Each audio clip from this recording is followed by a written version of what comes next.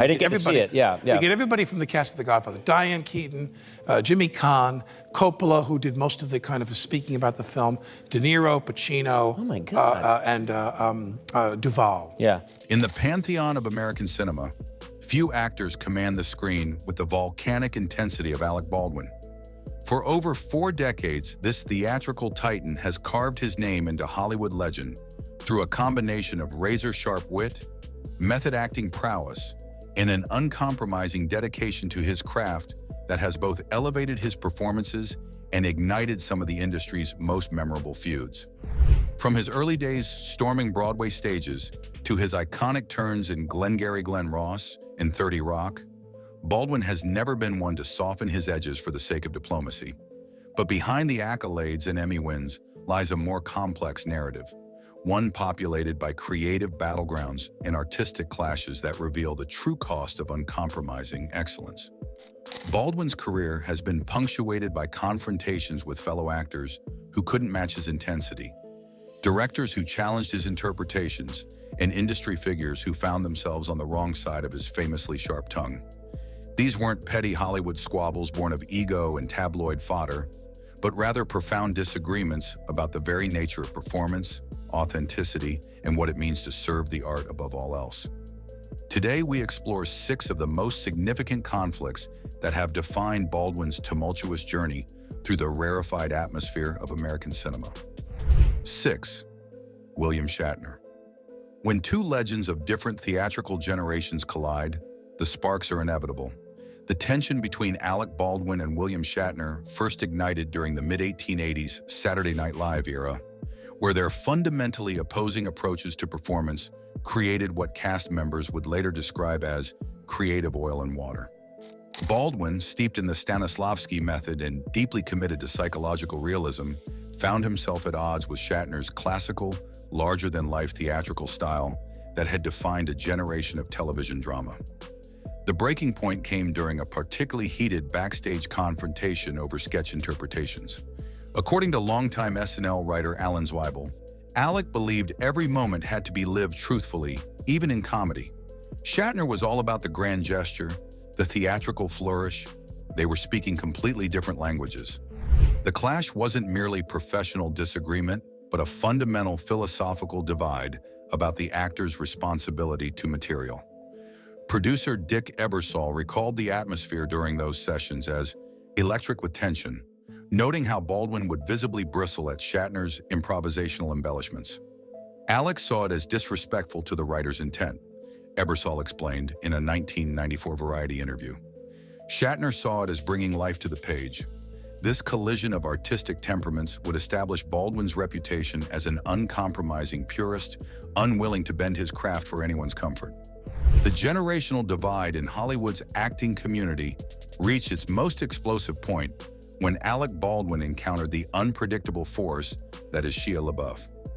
Their paths crossed during the mid-2000s indie film renaissance, where Baldwin's seasoned craft philosophy collided headlong with LaBeouf's experimental, boundary-pushing approach to character development.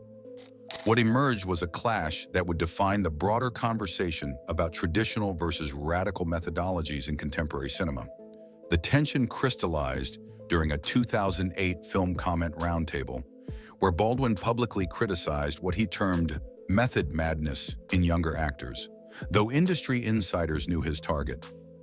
Director Lars von Trier, who had worked with both actors on separate projects, recalled the palpable energy.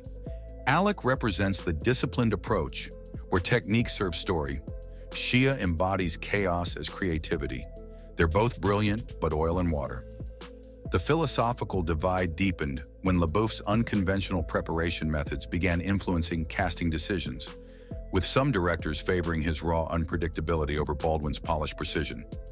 Cinematographer Roger Deakins witnessed their brief interaction at a Sundance afterparty, describing it as 2 magnetic forces repelling each other. Baldwin's disdain for what he saw as performative eccentricity was evident, while LaBeouf seemed to relish the older actor's disapproval. Producer Scott Rudin later observed, "Alec couldn't understand why someone would choose difficulty over excellence. Shia couldn't understand why someone would choose safety over truth." This fundamental disagreement about risk-taking in performance would cement their mutual antipathy and represent a broader schism in Hollywood's evolving artistic landscape. 4. Harvey Keitel. In the gritty landscape of 1970s New York theater, two method-acting powerhouses carved out territories that would inevitably overlap with explosive results. Harvey Keitel and Alec Baldwin, both products of the city's unforgiving artistic crucible, found themselves locked in a rivalry that transcended mere professional competition to become a battle for the soul of American dramatic intensity. Their shared Brooklyn roots and commitment to psychological realism created a volatile dynamic that theater veterans still discuss in hushed, reverent tones. The conflict reached its zenith during the late 1970s off-Broadway scene, where both actors were competing for the same emotionally demanding roles. Casting director Marion Dougherty recalled the atmosphere. You couldn't put them in the same audition room. They fed off each other's energy in ways that were either magnificent or destructive, never anything in between. The territorial nature of their rivalry became legendary among directors, with Robert Altman famously refusing to cast them in the same project, stating, "One volcano per film, thank you very much." Their most infamous confrontation occurred backstage at the Public Theater, where witness accounts describe a heated exchange over character interpretation that nearly escalated to physical confrontation. Playwright David Robb, who observed the incident, noted, "Both men approach their craft with religious intensity. When that level of commitment collides, compromise becomes impossible." Theater critic John Lahr later wrote that their rivalry represented the beautiful brutality of New York acting at its most uncompromising, capturing the essence of two artists who refused to yield creative ground to anyone. 3. Sean Penn.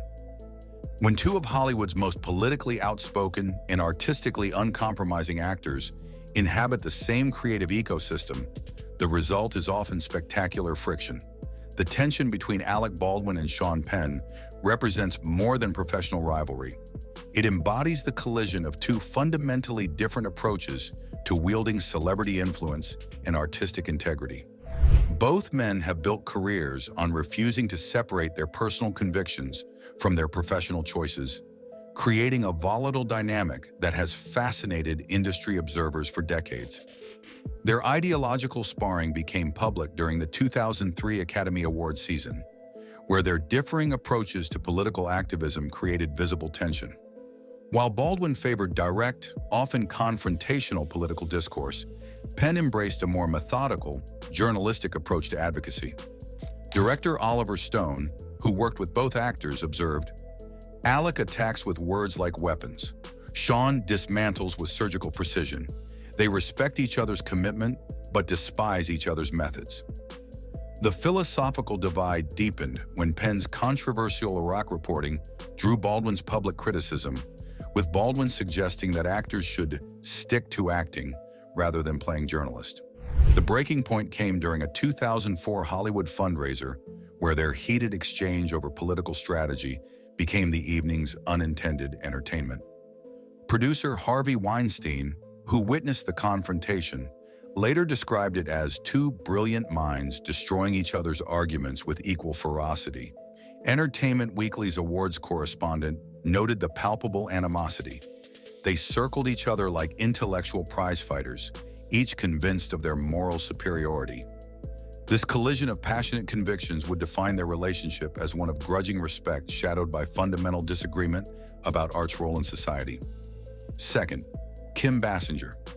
The most psychologically complex and publicly scrutinized conflict in Alec Baldwin's career emerged from the wreckage of his tumultuous marriage to Kim Bassinger, where personal devastation and professional obligations created a toxic cocktail that would poison their shared creative endeavors for years.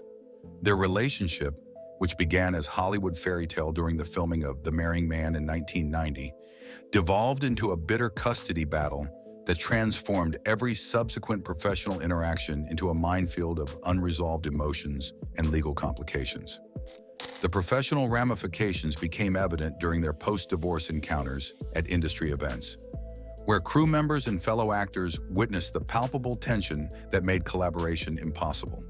Director Jerry Reese, who worked with both actors on separate projects, recalled, "You could feel the history in the room whenever their paths crossed.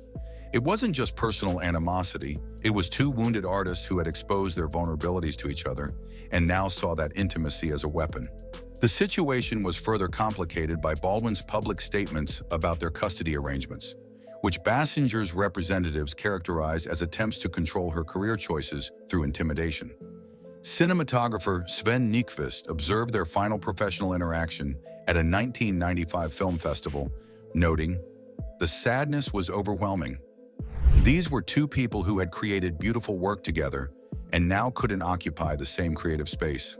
Producer Laura Ziskin later reflected that their conflict represented the ultimate cautionary tale about mixing the personal and professional in an industry where both are already impossibly complicated. Their bitter aftermath would serve as Baldwin's most painful lesson about the cost of allowing personal relationships to consume professional judgment. 1. David Mamet. At the apex of Baldwin's most significant creative conflicts stands his turbulent relationship with playwright David Mamet, a battle that cuts to the very heart of theatrical interpretation and artistic authority. This wasn't merely a disagreement between collaborators, but a fundamental philosophical war about the sanctity of the written word versus the actor's interpretive responsibility. Their conflict, played out across multiple Broadway productions and film adaptations, represents the eternal struggle between writer's vision and performer's instinct, elevated to operatic proportions by two uncompromising artistic temperaments. The tension reached its legendary peak during the original Broadway production of Glengarry Glen Ross, where Baldwin's interpretation of Blake clashed with Mamet's rigid adherence to textual precision. According to theater historian John Guare, David wrote every pause, every inflection. Alec believed the character lived beyond the page. It was immovable object meets irresistible force. The conflict intensified when Baldwin began subtly altering Mamet's famously profane dialogue, leading to backstage confrontations that became the stuff of theatrical legend. Stage manager Michael Ritchie recalled, "You had two brilliant minds convinced they alone understood the character's truth." The breaking point came during film adaptation discussions, where Baldwin's suggested script changes prompted Mamet to reportedly declare, "Actors are my instruments, not my collaborators." Producer Art Linson witnessed their final confrontation, describing it as two titans of American theater destroying a beautiful creative relationship over pure principle. Critics later noted that their conflict illuminated the broader question of artistic ownership in collaborative mediums, with neither man willing to compromise their creative integrity for the sake of professional harmony. These conflicts reveal the complex psychology of artistic excellence, where Baldwin's uncompromising dedication to craft has both elevated his performances and alienated collaborators. His feuds weren't born of ego, but of an almost religious commitment to authenticity that refused to accommodate lesser standards.